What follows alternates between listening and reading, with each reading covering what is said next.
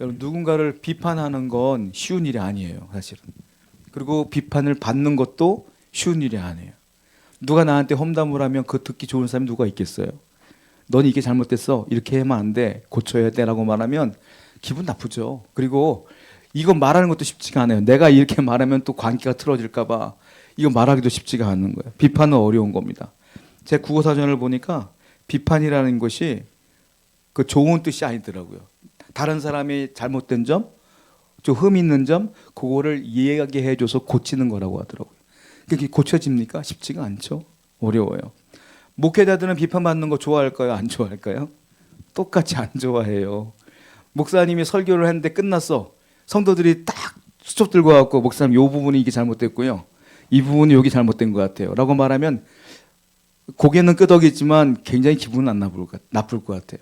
예전에 제 후배 목사님이 지방에서 부목사 생활을 하는데 새벽 기도로 설교를 했대요. 설교를 하고 내가 나가는데 장로님 한 분이 쫄쫄 쫓아오더래. 왜요, 장로님? 했더니 장로님이 어느 대학교 히브리어 교수님이요. 이분이 목사님이 그건 본문의 히브리어는 이렇게 된 건데 목사님이 잘못 알고 계시는 거예요. 원본 뜻은 이런 거예요. 이렇게 말하고 목사님이 알겠다고 했지만 마음은 기분이 사로 종일 좋지가 않더래요.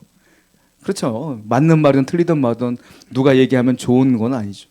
그러니까 목회자들도 항상 비판을 받아야 돼. 안 그러면 자기 의에 빠지거든.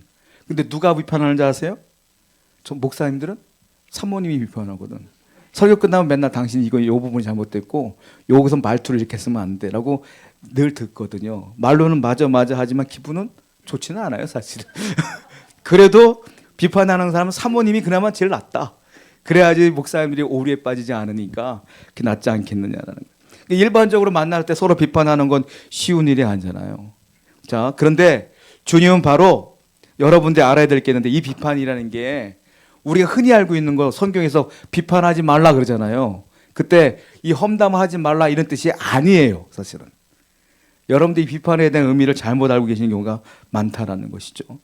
자, 성경을 볼까요? 1절과 2절입니다. 볼까요? 시작.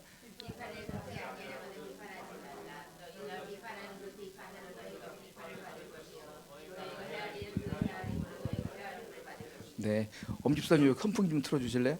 자, 보면은 비판을 받지 않으려고 비판하지 말라. 이 부분을 보면서 우리가 왜 비판하지 않으려고 하냐면 내가 비판하면 그 비판한 것 때문에 또 나도 비판받을까 봐 사람들이 무서워서 비판을 안 한다는 거죠.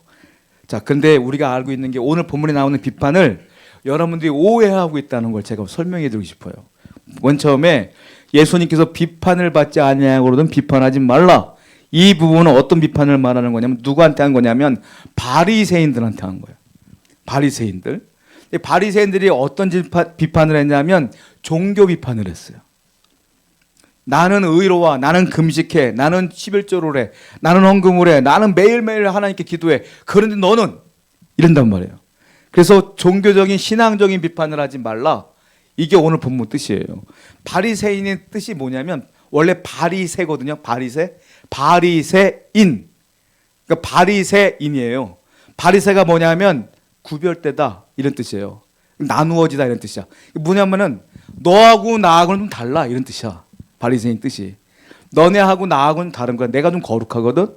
이게 바리새인들이에요.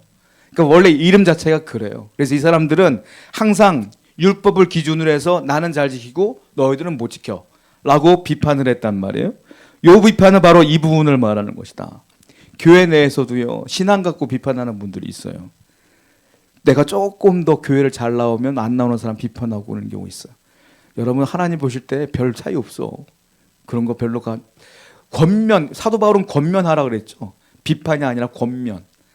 조금 더 열심히 나왔으면 좋겠어 라고 권면하는 건 좋은데 그걸 가지고 왜 안 나오지 하고 그 사람을 깔보거나 그 사람을 판단해서는 안 된다. 이게 오늘 본문의 말씀이라는 거예요. 자, 또 하나 오해해야 되는 게 있는데 2절 말씀 보겠습니다. 시작. 너희가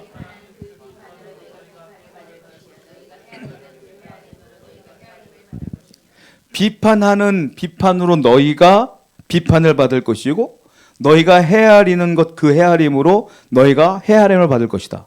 자, 무슨 말이냐면 헤아리는 자가 따로 있다는 거예요. 비판할 수 있는 자와 헤아리는 자가 따로 있다는 거야. 헤아리는 주체가 따로 있다는 거예요. 누구예요? 하나님이라는 거예요. 하나님이 헤아리시는 것이지 네가 헤아리는 게 아니다라는 거예요. 하나님이 보시고 판단하는 거지 네가 판단할 게 뭐가 있겠니? 라고 하는 겁니다. 이 비판이라는 것은 헬라어로 제가 찾아봤거든요. 원어로 크리노라는 단어를 써요. 크리노가 그 영어 성경을 또 봤어요. 영어 성경은 이 크리노를, 이 비판을 어떻게 표현하고 있냐면 저지라고 써 있어요. 심판하다, 판결하다는 뜻이야. 법적 용어거든요. 그러니까 비판하다는 건 뭐냐면 판사가 유죄, 무죄 때리는 것처럼 딱 결정 내리는 거야. 심판하는 거예요. 그 결국은 비판하는 게 무슨 뜻이냐면 내가 심판자가 된다는 거예요. 성경은 뭐라고 했어요? 아니다. 헤아리는 자는 따로 있다. 그분은 누구냐? 하나님이다. 하나님이 판단하는 것이지 네가 판단해서는 안 되는 거 아니냐라는 거고요. 그리고 3절부터는요. 이번엔 또 무슨 얘기를 하시냐면 비판에 대한 얘기를 한 다음에 비판에 대한 우선순위를 얘기해요. 뭐부터 비판할 것이냐 이거예요. 자, 3절부터 볼까요? 5절까지입니다. 시작. 어찌하여 티는 보고 보라 네 눈 속에 있는 들보가 있는데 어찌하여 형제에게 말하기를 나로 네 눈 속에 있는 티를 빼라 하느냐. 외식하는 자요 먼저 네 눈 속에서 들보를 빼어라. 그 후에야 밝히 보고 형제의 눈 속에서. 아주 유명한 말씀이죠. 어떻게 해야 돼요? 형제의 눈에 있는 티는 보면서 네 눈 속에 있는 들보는 왜 못 보냐? 네 몸 속에 있는 들보를 먼저 빼고 형제의 눈에 있는 티를 빼라. 이 얘기잖아요. 다 아는 말씀이잖아요.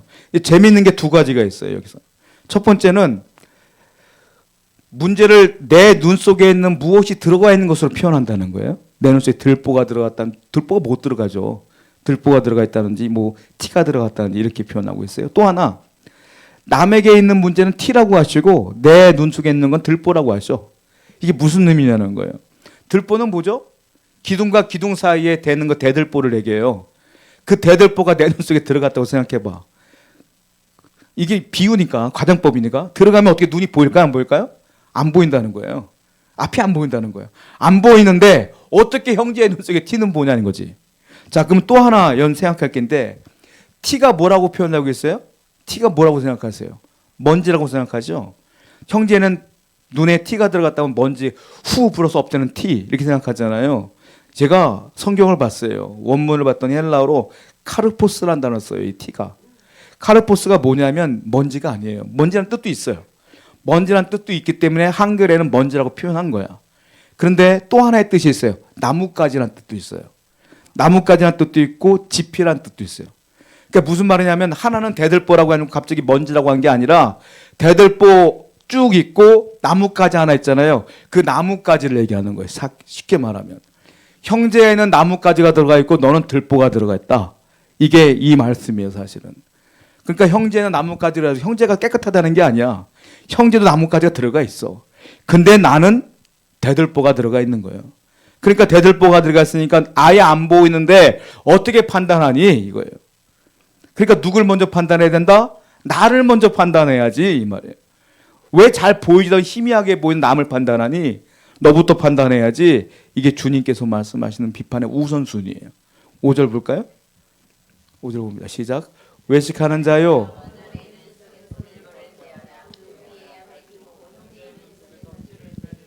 네 눈 속에서 들보를 먼저 빼내. 그 다음에 형제의 눈 속에는 나뭇가지, 그 티를 빼내는 거야. 근데 그 앞에 뭐라고 했어요?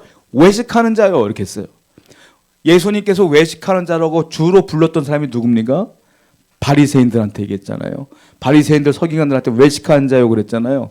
즉 이 말은 무슨 말이냐면 나를 비판하기 전에 남을 비판하는 사람은 누구다? 바리새인이다. 외식하는 자다. 똑같다. 누가 누구를 판단하냐 이 얘기를 지금 하고 계시는 거예요. 우리는 외식하는 자가 돼서는 안 되죠. 그럼 먼저 항상 나를 먼저 바라봐야 돼. 내가 이 말할 자격이 있을까? 내가 이렇게 말할 자격이 되나? 주님 보실 때 저 사람과 나하고 비교할 때 내가 볼 때 이게 못마땅한데 주님 볼 때 나는 마땅한 사람인가? 못마땅하지 뭐가 마땅하겠어요. 다 똑같지. 그러니까 나를 먼저 바라보라 이거예요. 내가 죄가 발견되어지면 어떻게 남을 비판할 수 있겠니? 이 얘기를 주님께서 하시는 것이다는. 비판의 대상은 누구다? 나다. 나를 먼저 비판하는 사람은 뭐 하느냐? 회개한다. 그런데 나를 비판하지 않은 사람은 뭐하다? 상대방을 비난한다. 그러니까 회개하느냐 비난하느냐의 차이다. 우리는 회개하는 자가 되어야 된다는 거예요. 비판하는 건 두 가지가 있어요. 건전한 비판이 있고 불건전한 비판이 있어요. 근데 대부분의 사람들은 어떤 비판하는지 아세요? 불건전한 비판에. 나는 안 보고 남들만 욕하거든.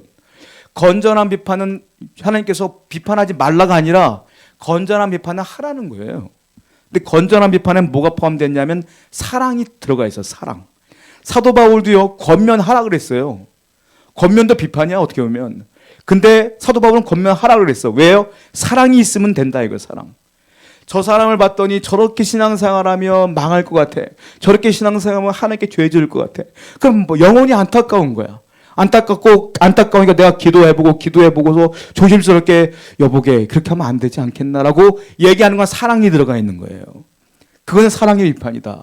그건 하라. 그런데 그냥 못마땅하니 그냥 쏴붙이고 욱하고 성질내고 화내고 얘기하는 건 불건전한 비판인데 그건 상처가 되는 거예요. 그건 하지 말라라는 거예요. 제가 이 얘기를 왜 하냐면 뒤에 말씀이 또 있거든. 왜? 비판하지 말라가 아니라 비판을 하라는 소리야. 자, 뒤에는 어떤 얘기냐면 비판을 받는 사람의 입장에서는 어떻게 비판을 받아야 될 것이냐는 얘기가 뒤에 말씀이 있어요. 자, 6절 말씀 보겠습니다. 읽어봐요. 시작.